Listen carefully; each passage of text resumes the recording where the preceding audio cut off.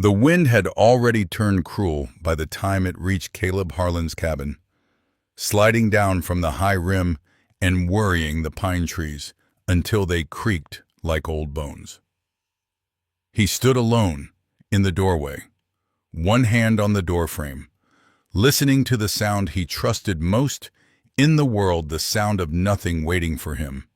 He had chosen this place because no one came here by accident. That was when he heard the knock. It was light, almost swallowed by the wind, and for a moment he thought he had imagined it. When he opened the door, cold rushed in first.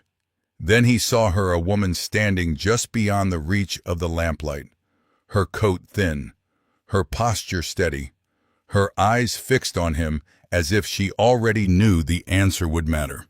She did not beg. She did not explain. She only asked, quietly, "Can I stay tonight?" The cabin sat on the southern edge of the Mogollon Rim, where the land began to fall away in long, patient slopes of rock and pine. In late winter, the world there moved slowly. Snow still clung to the shaded ground, gray and compacted, while meltwater crept through shallow cuts in the earth. The air smelled of damp wood, cold iron, and sap bleeding from wounded trees. By nightfall, the wind returned without fail, carrying the quiet authority of a place that had never learned to care who stayed and who left. Caleb Harlan had built his life to match that indifference. At 39, he worked a small spread of cattle and hunted when the season allowed, trading hides and meat at the nearest settlement a half-day's ride away. His hands were scarred from wires and weather, his shoulders shaped by years of lifting and mending. He spoke little, not from bitterness, but from habit. Words he had learned often arrived too late to be useful. Those who knew him, few as they were, called him steady. What they did not see was the weight behind that steadiness, the careful restraint of a man who had once stood too still when movement mattered. Caleb did not drink much, did not pray aloud, did not pretend the past would loosen its grip with time. He lived as if quiet labor might be enough to keep old questions from returning. The woman at his door did not fit easily into that ordered solitude. She called herself Kaya.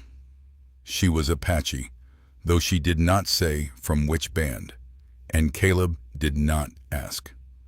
Her dark hair was braided low, threaded with bits of twine and worn leather. Her boots were dust-stained but well-kept, her hands rough in the way of someone accustomed to work. There was no panic in her movements, no desperation in her eyes. If she carried fear, it was buried deep, managed with care. She stepped into the cabin without hesitation when he nodded, taking in the small room with a quick, assessing glance. The fire burned low. A kettle sat empty. One chair, one table, one life arranged to require no witness. Kaya removed her coat and folded it neatly over her arm, as if she understood something about the man who lived here. That disorder would feel like intrusion. As Caleb set another log on the fire, he became aware of a shift he could not yet name. The cabin was the same size it had been an hour earlier, but it no longer felt entirely his. The silence, once familiar and reliable, had altered its shape. Outside, the wind pressed against the walls. Inside, two strangers shared the same warmth, each measuring what it might cost to stay. Caleb did not ask where she had come from. He set the kettle to boil, motioned once toward the chair near the fire, and returned to the door to secure the latch. The wind struck the cabin again, harder this time, rattling the loose shutter before settling into a low, restless moan. When he turned back, Kaya was standing where he had left her coat, warming her hands over the fire without taking the seat he had offered. "You can sleep there," he said, nodding toward the narrow cot against the wall. She glanced at it, then back at him. "Only tonight," she said, as if clarifying a contract neither of them had written. He inclined his head. That was the question. The kettle began to hiss. Caleb poured the water into 2 chipped tin cups, added a pinch of grounds to each, and set one on the table.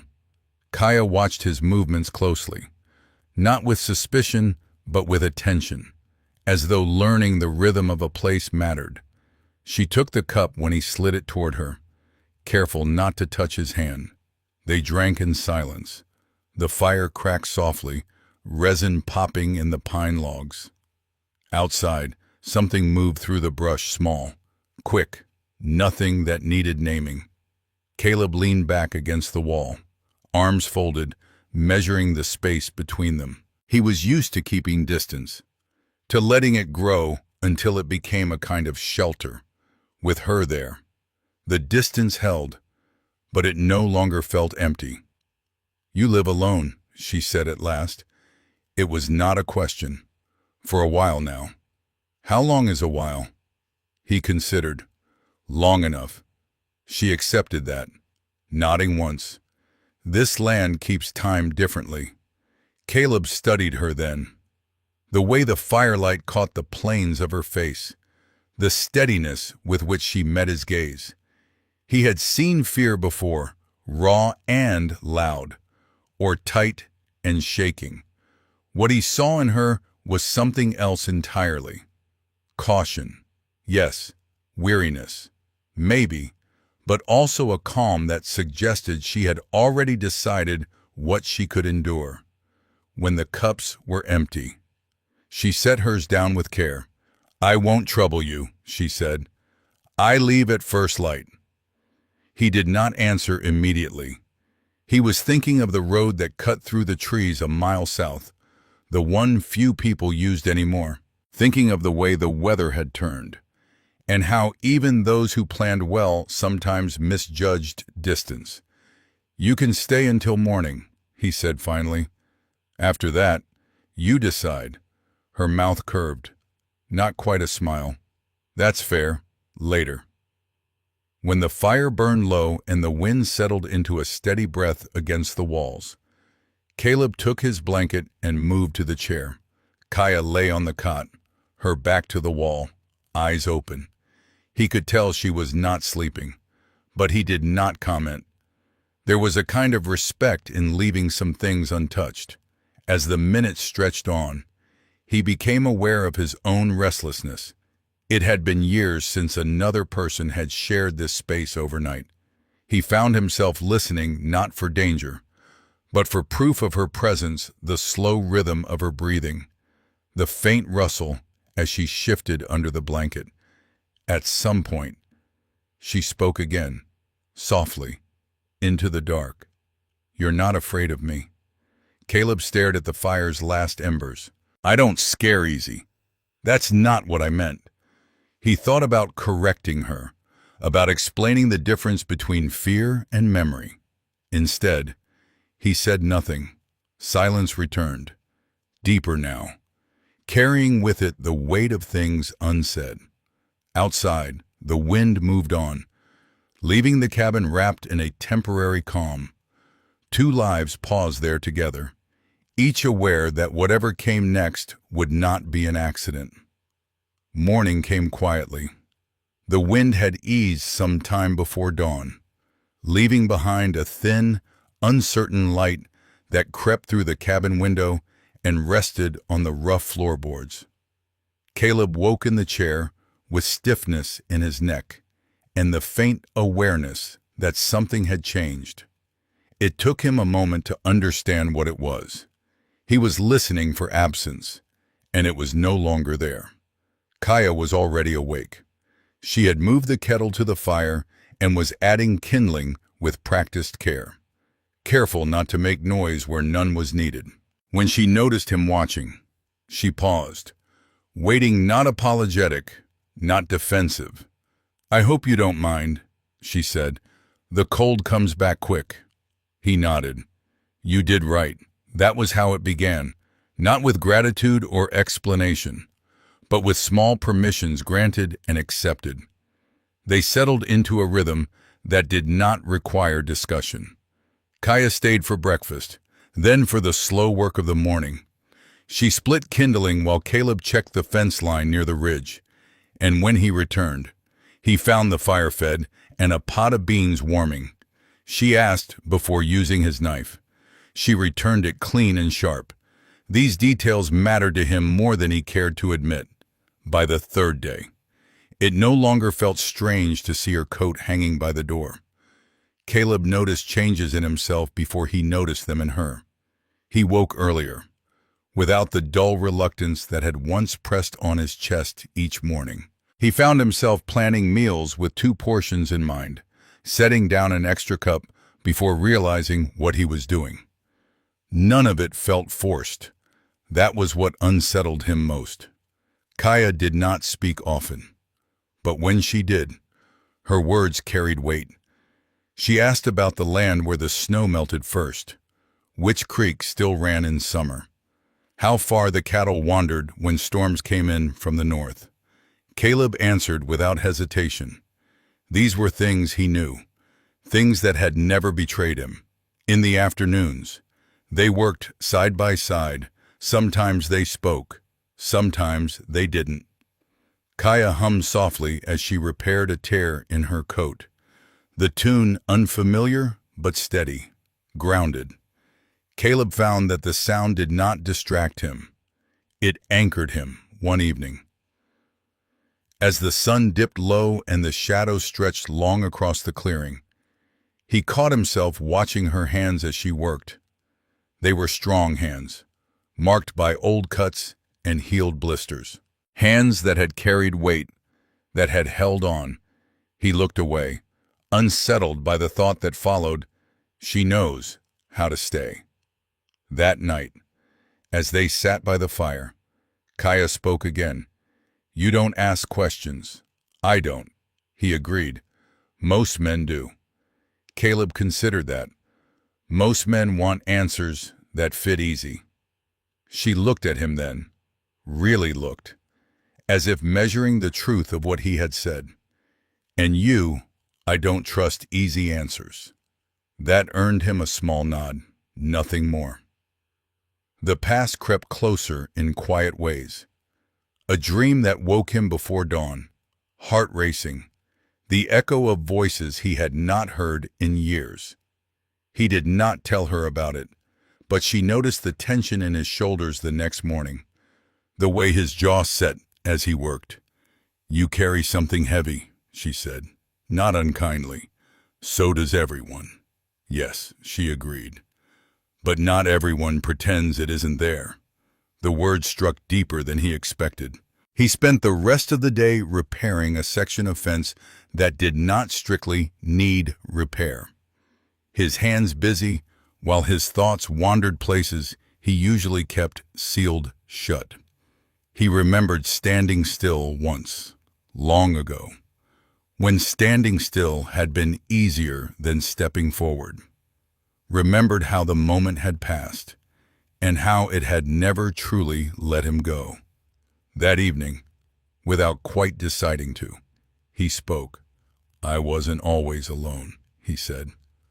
Eyes on the fire. Kaya waited. "There was a time I thought keeping my head down was the same as keeping the peace." He swallowed. "Turns out they're not." She did not press him for more. She only said, "Peace that costs too much isn't peace." He let the words sit between them, feeling their truth settle where shame had lived too long. As the days stretched on, it became clear that Kaya was no longer counting nights. She no longer spoke of leaving at first light. Caleb did not ask how long she meant to stay. Some questions, he was learning, did not need to be spoken to be answered. The land around them began to change. Snow retreated from the open ground, revealing dark, damp earth beneath. The air softened. Birds returned in cautious numbers. Caleb found himself thinking, not for the first time, that the timing was strange, that he had spent years bracing against a winter that no longer held. One afternoon, as they stood together mending a loose hinge on the door, their hands brushed, neither pulled away. It was a small thing. Smaller still was the way it stayed with him afterward. The awareness that closeness did not have to demand anything more than presence. That night, Caleb lay awake longer than usual, listening to the steady sounds of the cabin settling. He understood something then, with a clarity that did not frighten him as it once might have. This was not rescue. This was not escape. It was the slow, deliberate act of allowing another life to exist alongside his own, and finding that, for the first time in years, he did not want to turn away. The first sign came on a morning too quiet to trust. Caleb noticed it while he was tightening a loose rail near the edge of the clearing. The birds had gone still, not flushed away but absent, as if the land itself had paused to listen. He straightened slowly, hand resting on the post, eyes moving to the narrow trail that cut through the trees below the ridge. Dust. Not the heavy plume of a driven herd, but a thin, deliberate rise. Men on horseback, moving at a pace meant to be seen. He felt the old tightening in his chest, the one he thought he had learned to live around. For years, he had told himself it was instinct, a useful thing. Now he recognized it for what it was the moment before a choice. Kaya was inside the cabin, rinsing a tin plate at the wash basin. He could hear the faint scrape of metal, the measured calm of someone doing an ordinary thing in a world that was about to become less so. By the time the riders reached the clearing, Caleb was standing on the porch. He did not reach for the rifle by the door. He did not step back inside. He stayed where he was, boots planted on the worn boards, the cabin at his back. There were 3 of them, 2 younger men he did not recognize, and 1 older, broad through the shoulders, with a gray beard trimmed short and a look that had learned to expect cooperation. The horses slowed to a halt a few yards from the porch, snorting softly, steam lifting from their nostrils in the cool air. "Mornin'," the older man called. His voice was even, practiced. "Caleb Harlan, isn't it?" "That's right." The man dismounted with care, leaving the reins loose. A show of courtesy, or control. It was hard to tell where one ended and the other began. "Name's Walter Boone. I speak for the settlement down south." Caleb nodded once. He knew the name. Everyone within a day's ride did. Boone glanced past him, toward the cabin door. "We're looking for a woman. Apache. Word is she's been seen in this area." Caleb did not move. Lots of people passed through. Not many stopped. Boone's eyes returned to him, measuring. "We're not here to make trouble. Just need to ask her a few questions. Clear things up." The door behind Caleb opened then, soft on its hinges. He did not turn, but he felt Kaya step into the light at his back. She stood close enough that he was aware of her warmth, her steady breathing. She did not speak. Boone saw her and exhaled. Slow. That'll be her. One of the younger men shifted his weight, hand brushing the butt of his revolver without quite settling there. The gesture was small, almost unconscious. Caleb noticed it all the same. What kind of questions, Caleb asked. About where she's been, who she's been with. Boone's gaze flicked to Kaya, then back. "There's concern. Folks get uneasy when someone shows up without explanation." Caleb felt the words land, neat and reasonable. This was how it happened. Not with shouting or threats, but with a tone that made resistance sound unnecessary. He thought. Then, of another morning years ago, Another man standing in front of him, speaking calmly about order and safety. He remembered the way he had told himself it wasn't his place, the way he had stayed still while others moved. He had lived with that stillness ever since. Kaya's voice came quietly, close to his shoulder. "I can answer," she said. Caleb closed his eyes for half a breath. When he opened them, something in him had settled. "No," he said. Boone lifted his brows slightly. "Excuse me, she doesn't owe you answers." Caleb turned, just enough to look at Kaya. There was no fear in her eyes, only trust. It was not something he had earned with words. It was something she had given him by staying. He faced Boone again. "She's not done anything wrong." Boone's expression tightened. "That's not for you to decide." Caleb felt the old reflex rise to step aside, to let the moment pass. It would be easy. Boone was offering him a way out, wrapped in civility. He took a step forward instead. "She's staying here," he said. His voice did not rise. It did not shake. "And that's exactly my place to decide." The clearing went very still. The younger men looked between Boone and Caleb, uncertain now. Boone studied him for a long moment, as if recalibrating. "You're choosing a hard road," Boone said finally. Caleb nodded. "I know. People will talk. They always do." Boone's mouth tightened. "You understand what it costs to stand alone." Caleb thought of the quiet years, the careful distance, the way he had convinced himself that solitude was the same as peace. He thought of the sound of another person moving through the cabin in the morning, of hands brushing, not pulling away. "I'm not alone," he said. The words surprised him with their certainty. Boone followed his gaze, took in the way Kaya stood at Caleb's side, unflinching. Something in the older man's face shifted, not approval, not quite respect, but recognition. He stepped back, slow. "This isn't finished," he said. "But it's not today." Caleb held his ground as Boone mounted his horse. The younger men followed suit, casting backward glances they did not try to hide. The horses turned, hooves pressing into damp earth, and then they were moving away, the sound of them fading into the trees. The dust settled. For a long moment, no one spoke. Caleb felt the tremor then, delayed, running through his arms and into his hands. He let it come, let it pass. Kaya touched his sleeve, light but sure. "You didn't turn away," she said.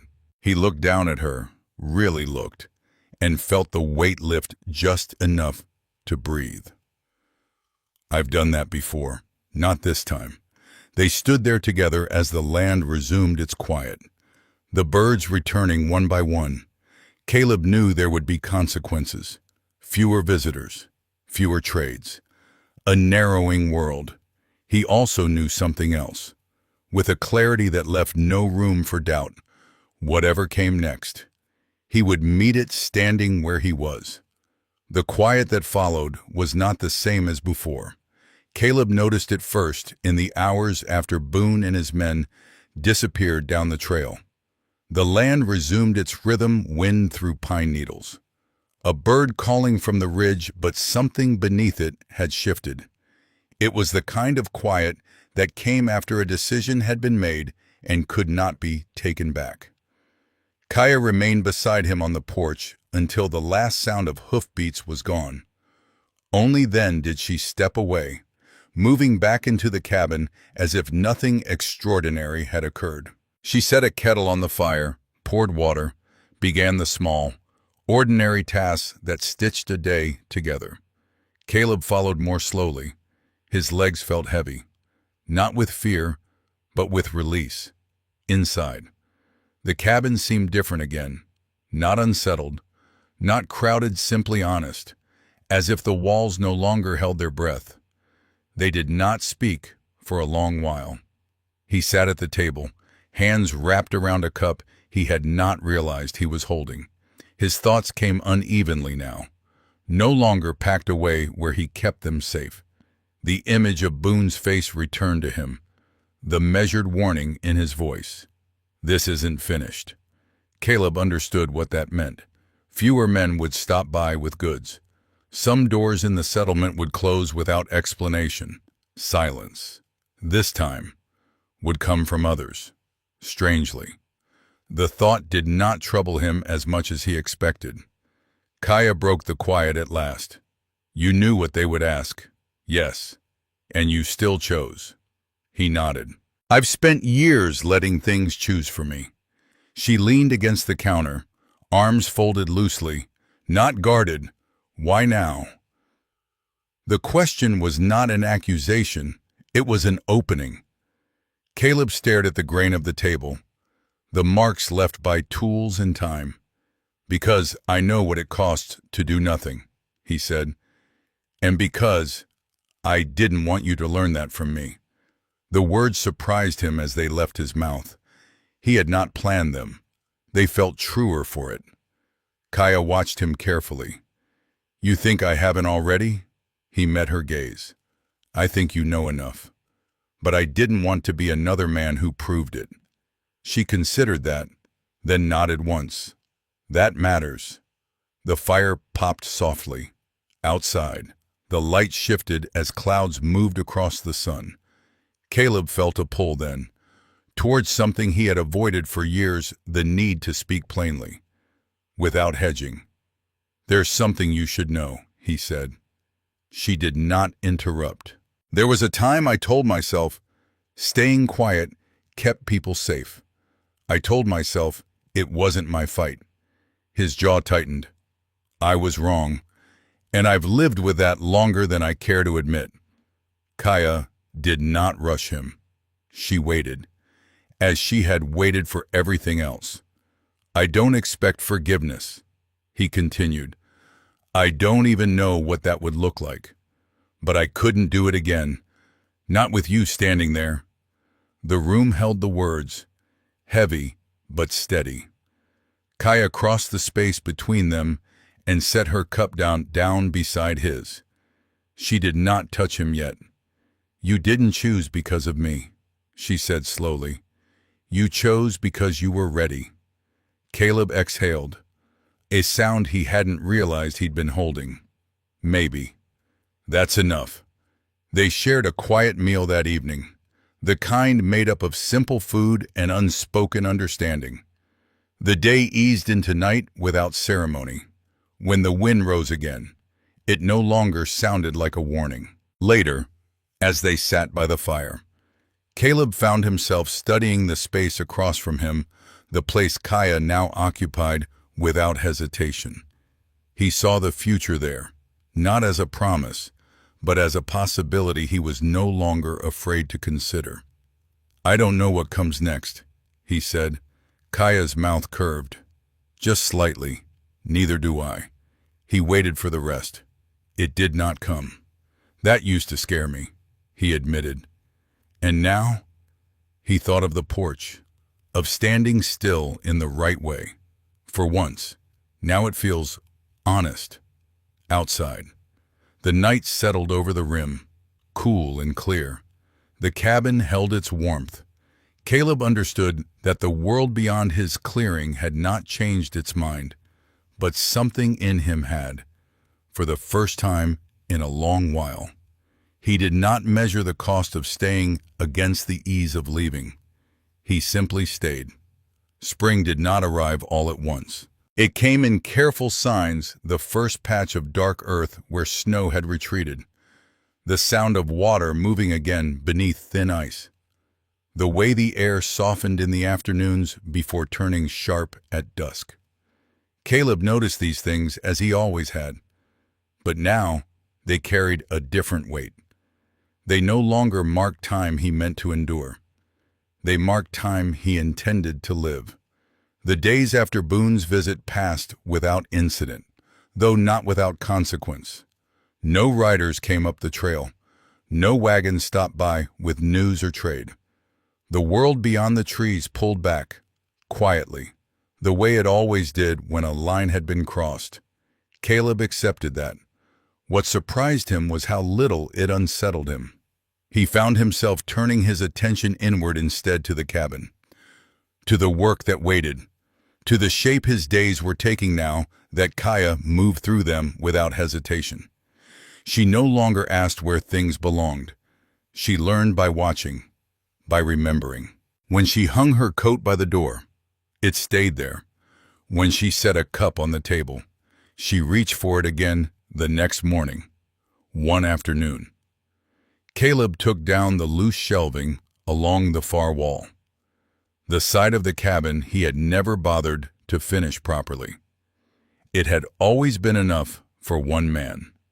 Space for tools, a narrow bed, a chair pulled close to the fire.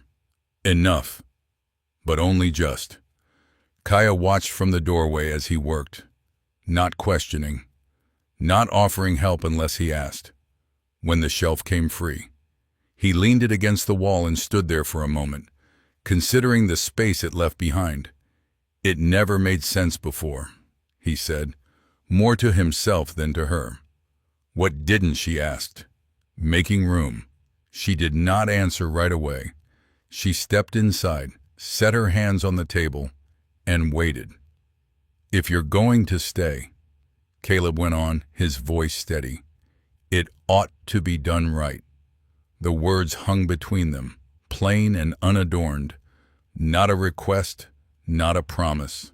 A statement of intention. Kaya crossed the room then and knelt to gather the small bundle of things she had kept close since arriving, her spare wrap. A worn pouch, a few tools she favored. She placed them carefully in the newly cleared space, aligning them with the same quiet precision she brought to everything else.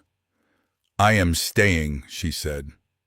Caleb felt the weight of that settle into him, not as pressure, but as relief.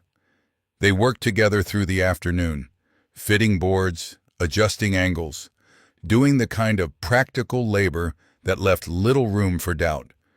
Their movements grew easy, familiar. When their hands brushed, neither drew back. The contact lingered, natural as breath. That evening, as the light thinned and the fire took on its nightly duty, Caleb poured coffee into 2 cups without thinking. Kaya noticed. She always did.